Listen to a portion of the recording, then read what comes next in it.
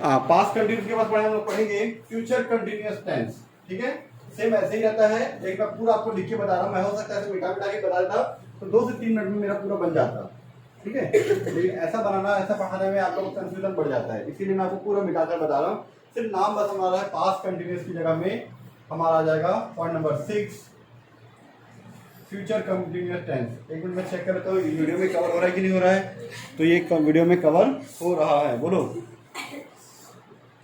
ठीक है, future continuous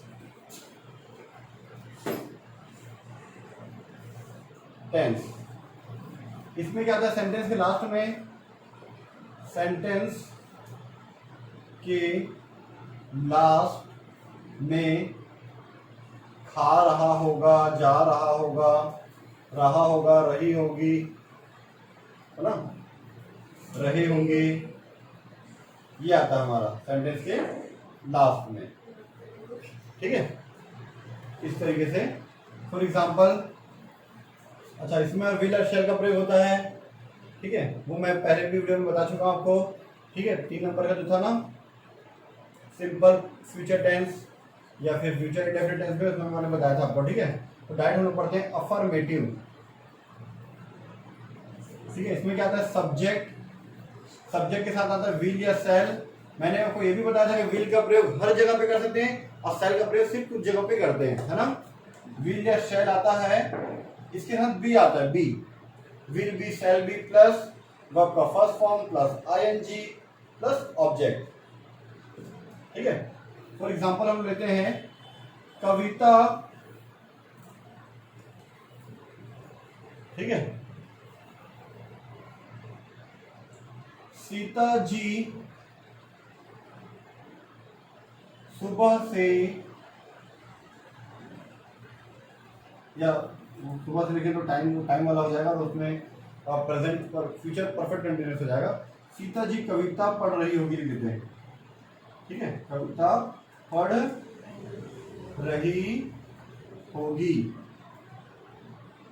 ठीक है, इसका एग्जांपल क्या जाएगा, सब्जेक्ट हमारा सीता जी, सीता जी, विल या शैल में से विल लगाना हो जाएगा, विल बी, विल या शैल बी, है ना, विल बी आ गया, वर्ब का फर्स्ट फॉर्म रीडिंग, है ना, रीड हो गया तो आईएनजी रीडिंग, कविता मतलब पोयम। क्लियर। ठीक है, चपरासी घंटी बजा रहा होगा, चपरासी घंटी बजा रहा होगा। चपरासी का प्यून, द प्यून लिख सकते, रिस्पेक्ट देना था आपको, द प्यून। ठीक है, विल बी, ठीक है, सब्जेक्ट में द प्यून विल बी। ठीक है, बजाना को बोलते हैं रिंग, है ना, आई नीड रिंगिंग, कैसी घंटी, रिंगिंग द बेल। समझ में आपको। इसी तरह से नेगेटिव ले लेते हैं हम लोग। नेगेटिव में क्या होता है, बस ये विल और शैल के बीच में क्या लगता है, नॉट। ठीक है, सब्जेक्ट प्लस विल या शैल प्लस हो जाता है आपका नॉट, फिर आता है आपका बी, उसके बाद आता है आपका वर्ब का first form plus ING plus आ जाता है आपका ऑब्जेक्ट। तो एग्जांपल आपके मन में,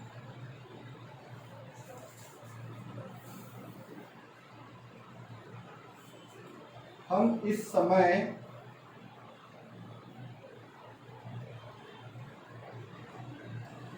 कल इस समय, या कल हम इस समय स्कूल जा रहे होंगे, ऐसा लिख सकते हैं, कल हम इस समय स्कूल नहीं जा रहे होंगे, नहीं जा रहे होंगे, कल हम उस समय स्कूल नहीं जा रहे होंगे, है ना। ठीक है, इसका आंसर क्या होगा, सब्जेक्ट है we, we will be, will not be, sorry, we will not be, we will not be, ठीक है, सब्जेक्ट हो गया वी, विल आ गया, नॉट आ गया, बी आ गया, वर्ब का फर्स्ट फॉर्म जाना, गोइंग टू स्कूल, ठीक है। We will not be going to school this time, इस समय बोले ना, इस समय बोलते this time tomorrow, double M आता है, एक बार चेक कर लेना, काफी दिनों से टुमारो का स्पेलिंग है, हाँ यही स्पेलिंग, ठीक है, फिर भी आप लोग एक बार चेक कर लेना, ठीक है, ठीक है। चलो इसके बाद हम लोग ऊपर से है इंट्रोगेटिव हमारा हो गया, अफर्मेटिव के नेगेटिव हो गया, अब हमारा इंट्रोगेटिव पे हो गया, अब हम लोग पढ़ते हैं, सॉरी नेगेटिव हो गया, इंट्रोगेटिव देखते ना। इंट्रोगेटिव में क्या होता है, सबसे पहले विल और शैल आ जाता है आपका, पहले विल या शैल में से कोई एक चीज, ठीक है, फिर उसके बाद आता है आपका सब्जेक्ट प्लस वर्ब का first form plus ING plus आ जाता है आपका ऑब्जेक्ट, ठीक है। तो एग्जांपल लेते हैं, क्या बंदर पेड़ से कूद रहा होगा, क्या बंदर पेड़ से कूद रहा होगा, ठीक है। तो इसका एग्जांपल हम आंसर निकाल सकते हैं दोस्तों, आंसर विल और शैल में से, अच्छा बी क्या हो गया, सॉरी ना, यहाँ पे बी प्लस वर्ब का first form plus ING plus आपका ऑब्जेक्ट आता है, ठीक है। जब बंदर पेड़ से कूद रहा होगा, ठीक है, तो सबसे पहले वी लिख दो, विल, ठीक है, फिर सब्जेक्ट क्या है, मंकी, विल मंकी, ठीक है, फिर बी, विल मंकी बी, ठीक है, कूद रहा हुआ तो वहां से जंप करना, तो जंपिंग, पेड़ से, फ्रॉम ट्री, फ्रॉम ट्री, ठीक है, फ्रॉम ट्री, क्लियर हो गया आप लोग को। उसके बाद हमारा है, ठीक है, सेकेंड, क्या वहां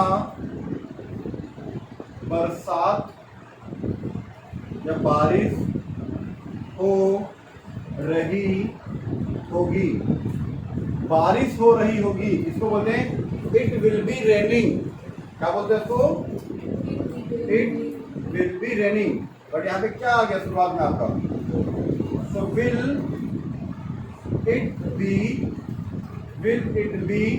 raining, it will be raining मतलब बरसात हो रही होगी, ठीक है। लेकिन हम लोग क्या कर दिए, विल इट बी रेनिंग मतलब क्या बरसात हो रही होगी, और वहां बोला मतलब देयर, देयर मतलब वहां, आर यू देयर बोलते ना, ठीक है। अब हम लोग WH फैमिली लिख लेते हैं, WH फैमिली वाला क्वेश्चन पूछने वाला, इसमें आता है WH फैमिली, फिर एज इट इज आ जाता है, विल और शैल, विल या शैल, ठीक है, plus subject plus be plus verb का first form plus ING plus object, ठीक है। चलो इसका एग्जांपल ले लेते हैं हम लोग, क्या राजा बाजार से क्या खरीद रहा होगा, ठीक है, आपको इस समय कौन बुला रहा होगा,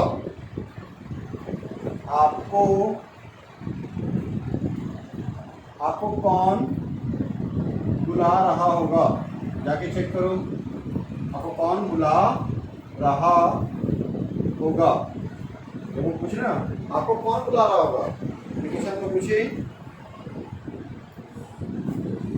इसका आंसर क्या होगा, सबसे पहले WH फैमिली में कौन कौन क्या बोलेंगे, इसमें हु, WH फैमिली में फिर विल और शैल में से हु विल, ठीक है। ये सब्जेक्ट क्या है, सब्जेक्ट आपका आपको मतलब you, who will you be calling on this time at this time, या आपको घर पे कौन बुला रहा होगा, ठीक है, ये भी आप लिख सकते हो, ठीक है।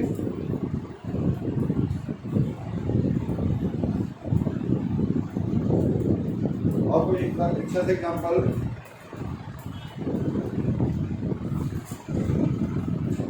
राजा बाजार से क्या खरीद रहा होगा? राजा क्या खरीद रहा होगा? दिवाली की शॉपिंग में राजा क्या खरीद रहा होगा? ठीक है, आप लोग इसमें क्वेश्चन मार्क डालेंगे इसमें सब में ना। इसका आंसर क्या हो सकता है आपका? सबसे पहले क्या को बोलते हैं?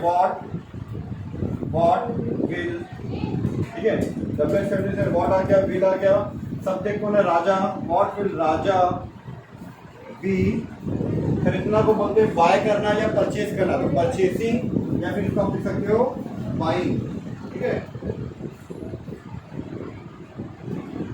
बाइंग या फिर परचेसिंग फ्रॉम द मार्केट, ठीक है।